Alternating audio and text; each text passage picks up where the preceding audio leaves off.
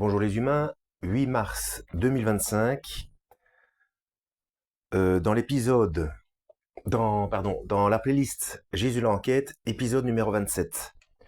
Donc là je suis en déplacement, mais ce bouquin-là je l'ai toujours sur moi, donc on va en profiter pour refaire une petite partie. Euh, alors, si vous êtes nouveau, ne vous fiez pas à une seule vidéo, allez voir mes playlists, je traite de tout un tas de sujets différents. Pour ceux qui me connaissent, vous savez que je suis parfois répétitif, mais justement, c'est pour ceux qui tombent par hasard sur une de mes vidéos. Dans la dernière vidéo, dans l'épisode numéro 26, j'avais parlé de physique quantique. J'avais dit que c'était la jonction entre le spirituel et le matériel. Et donc, si on ne sait pas de quoi on parle, ça peut paraître complètement farfelu. Alors, je vous invite, si vous croyez que je raconte n'importe quoi, je vous invite à vous intéresser à ce qu'on appelle l'intrication quantique. L'intrication quantique, c'est le fait que deux particules subatomiques opposées, ce sont des observations qui ont été faites, donc deux particules opposées l'une de l'autre, peu importe la distance, aucune importance. Si elles sont intriquées, elles changent de, elles changent de manière instantanée de polarité. Voilà, donc elle change d'état plutôt, elle change d'état. Je ne sais pas si c'est une question de polarité, je ne suis plus sûr, ça fait longtemps que j'ai pas jeté un coup d'œil là-dedans. Mais bon, bref, elles changent d'état en même temps. Elles sont intriquées. Donc, ça peut être de milliards d'années-lumière, hein, la séparation. Donc, quand je vous dis que la mécanique quantique est la jonction entre le matériel et le spirituel, les particules intriquées, l'intrication quantique, on parle bien ici d'une sorte de, entre guillemets, télépathie. D'où, donc pour rajouter encore cette précision, une fois de plus, d'où le fait que cette histoire que la vitesse la plus rapide de l'univers, c'est la vitesse de la lumière, eh bien non, c'est faux, puisqu'elle met quand même un certain temps, la lumière, même si c'est près de 300 000 km/s, eh bien, la lumière du soleil, elle met 8 minutes à arriver. Tandis que l'intrication quantique, même séparée de milliards d'années, c'est instantané. C'est zéro. Donc voilà. Bon, on va continuer, 27e épisode de Jésus l'enquête. Alors pour remettre dans le bain, donc la dernière phrase c'était euh, oui, du fait que Jacques et son frère Jean auraient été hypothétiquement à temps partiel prêtres. Eh bien, ça ne colle pas parce que, voilà, par ailleurs, si Jacques et son frère Jean étaient des prêtres, il paraît simplement incroyable que rien dans les actes des apôtres, ni dans les synoptiques, ne mentionne cela. Une telle appartenance n'aurait-elle pas été susceptible de soutenir le prestige des 12? Mais le plus important, c'est que, lors de la parution de Pierre et de Jean devant le Sanhédrin, ou le Sanhédrin, on précise bien que les personnalités juives sont étonnées de la qualité du discours tenu par des hommes du peuple sans instruction, entre guillemets. Dans Actes chapitre 4, verset 13. Jamais une telle réaction n'aurait été possible si un des deux était un prêtre et un proche du grand prêtre, comme le développe l'hypothèse d'Henri Cazel, reprise par Benoît XVI. Ça, c'est dans Benoît XVI. Donc c'est lui qui soutient ça, hein, Benoît XVI, qu'ils étaient à temps partiel des prêtres. Donc Benoît XVI, Jésus de Nazareth, dans la citation, page 250. Le pape Benoît XVI n'hésite pas à écrire. Depuis Irénée de Lyon, la tradition de l'Église considère unanimement Jean, le fils de Zébédée, comme le disciple bien-aimé et comme l'auteur de l'Évangile. Cela est conforme aux éléments d'identification contenus dans l'Évangile qui, de toute façon, nous renvoie à un apôtre compagnon de Jésus. Ça, c'est toujours dans Benoît XVI, Jésus de Nazareth, page 250 à 251. Notre analyse a montré à quel point cette affirmation n'est pas fondée, puisque cette unanimité s'est progressivement formée plus d'un siècle et demi après les écrits de saint Irénée. Mais Benoît XVI a parfaitement conscience que cette affirmation, quelque peu simpliste, n'est pas suffisante. C'est alors qu'il va faire référence à Eusèbe de Césarée et au fameux témoignage de Papias sur l'existence de deux Jean. Il se base ici sur l'hypothèse, jamais attestée par une personne venant d'Éphèse ou de la région, que Jean l'Ancien aurait succédé à Jean, fils de Zébédée, auteur de la première version du 4e évangile.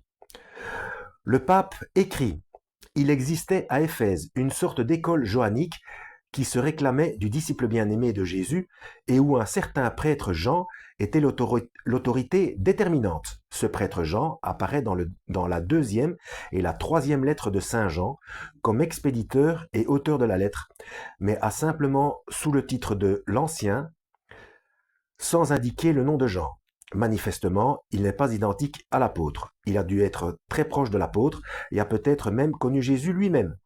Après la mort de l'apôtre, il passait tout à fait pour le porteur de son héritage. Dans la mémoire, les deux figures ont fini par se confondre.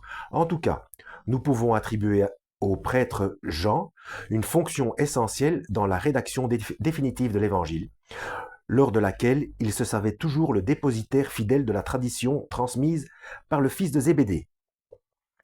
Ça, c'est page 253. Et le pape de conclure: derrière le 4e évangile, il y a finalement un témoin oculaire et la rédaction concrète a été faite dans le cercle vivant de ses disciples et de façon déterminante par un disciple qui lui était proche.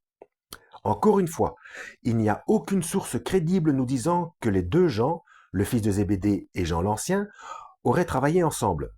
Comme nous l'avons vu, c'est une invention de Denis d'Alexandrie, diffusée par un Eusèbe de Césarée, ne voulant pas tirer les conclusions qui s'imposaient des propos de Papias croisés avec ceux de saint Irénée. Mais il y a plus grave. Benoît XVI écrit page 251. Après les recherches de Jean Colson, de Jacques Winandi, ou Vinandi, et de Marie-Émile Boimard, l'exégète français Henri Cazelle, en étudiant la sociologie du sacerdoce du Temple avant sa destruction, a montré qu'une telle identification entre Jean, fils de Zébédée, et l'auteur du 4e évangile était tout à fait plausible. Un lecteur n'ayant aucune idée de qui est Jean Colson et de qui est Marie-Émile Boimard ne peut pas manquer, devant cette formulation, d'imaginer que ces deux auteurs soutiennent, ou au moins vont dans le sens de la thèse loufoque, entre guillemets, d'Henri Cazelle. Or, ils sont parmi les soutiens les plus convaincants de la thèse inverse, selon laquelle le fils de Zébédée ne peut pas être le disciple bien-aimé. L'honnêteté intellectuelle aurait dû obliger le pape à écrire, à l'inverse des recherches de Jean Colson et de Marie-Émile Boimard, Henri Cazelle a montré. Nous n'accusons pas du tout ici Benoît XVI de malhonnêteté, mais de désinformation inconsciente de ses lecteurs, exactement, encore une fois, comme le prix Nobel Murray Gell-Mann, mais pour des raisons strictement inverses. Il est prudent là. Mais bon, ça met de nouveau à bas ce fameux texte. J'ai oublié le nom, hein. Mais bon, tout ça, c'est dans tous les textes catholiques qui en ont fait une institution administrative aussi comment est-ce qu'on dit ça? Aussi riche de complexité que n'importe quelle administration de n'importe quel pays pour n'importe quoi. Bon, bref. Euh, ceux qui ont décidé de l'infaillibilité du pape, euh, c'est simple. Orgueil, orgueil. Mais c'est comme ça dans toutes les religions, hein. On voit les fameux de la sainte onction chez les protestants. Enfin, bref, c'est partout, c'est partout. Religion chrétienne ou autre. Voilà. À partir du moment où ça devient des institutions, avec des mains mises et du pouvoir et des bon, je vais pas m'attarder là-dessus. On va continuer ici, hein. Or, ils sont parmi les... Et il faut prier pour eux, donc attention. Matthieu chapitre 5, hein, attention. Hein. Les choses dont on voit qu'elles sont révoltantes et injustes et manipulatrices, eh bien, tout est fait pour nous révolter. Hein. Donc, c'est fait exprès. Yeshua, le Christ, nous a bien mis en garde par rapport à ça. Donc, restons concentrés sur Matthieu chapitre 5. Hein. Alors, or, ils sont parmi les soutiens les plus convaincants de la thèse inverse, selon laquelle le fils de Zébédée, donc Jean fils de Zébédée, ne peut pas être le disciple bien-aimé.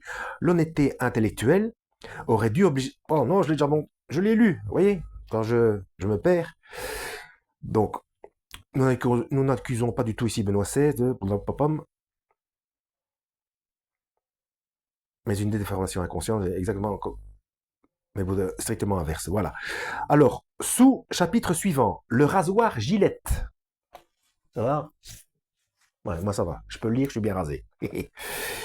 Quand les défenseurs de l'interprétation classique, entre guillemets, veulent à tout prix prouver leur thèse contre ce qui paraît le bon sens et les évidences, ils inventent donc des récits non fondés. Mais le problème de ces récits est que, ne reposant sur rien, et étant donc au mieux très probablement faux, au pire complètement absurdes, ils sont démentis non pas seulement par un fait, mais par deux ou trois. On peut ici parler de l'effet Gillette. Comme le disait une vieille publicité de Gillette pour les rasoirs à deux lames, la première lame coupe le poil et la deuxième le recoupe avant qu'il ait eu le temps de se rétracter. Ainsi, ces hypothèses sans fondement sont-elles en général démenties 2 fois, voire 3 ou 4, puisque depuis, il existe justement des rasoirs à 3 ou 4 lames. Donc, ouais, je ne suis pas le seul à faire de l'humour, hein, Jean Stone aussi. Bon, alors il y a une petite annotation. Ce rasoir Gillette fait bien sûr référence au rasoir d'Occam, ce fameux principe du franciscain Guillaume d'Occam qui nous dit qu'il ne faut pas multiplier les hypothèses non nécessaires. Ici, il s'agit d'éliminer les hypothèses doublement ou triplement absurdes. La thèse Jean et Jacques connaissaient le grand prêtre parce qu'il lui livrait du poisson. Se fait raser au moins 2 fois. Le poisson frais ne venait jamais du lac de Tibériade, mais de la Méditerranée, 3 fois plus proche. Et les pêcheurs de Galilée n'avaient pas le temps de livrer le poisson eux-mêmes. La thèse Zébédée était prêtre à temps partiel et possédait un logement à Jérusalem, ce qui explique que la scène a eu lieu chez lui et que ses fils connaissaient le grand prêtre, se fait raser, entre guillemets, au moins 3 fois. 1. Jean et Pierre sont envoyés pour trouver le lieu de la scène en suivant un inconnu. La scène ne peut donc pas avoir eu lieu chez Zébédée. Deuxième cas, Jean, que tous les textes confirment comme étant le cadet, toujours cité après Jacques, serait placé à la droite de Jésus alors que, en l'absence de Zébédée, cette place revient à Jacques et non à Jean, puisque Jacques est l'aîné. Troisième cas, les prêtres du temple considèrent Jean comme faisant partie des gens sans instruction, ce qui implique définitivement qu'il ne peut être un prêtre ou un fils de prêtre. Nous voyons ainsi à quel point on peut réfuter ce type de construction, et c'est bien normal, puisqu'elle ne repose sur rien et ne correspond donc à rien d'historique. Voilà, 13 minutes, 13, c'est très bien 13. Voilà, donc je mettrai comme d'habitude cette vidéo dans la playlist Jean l'enquête et la playlist Jean l'enquête, Jésus l'enquête en description de cette vidéo.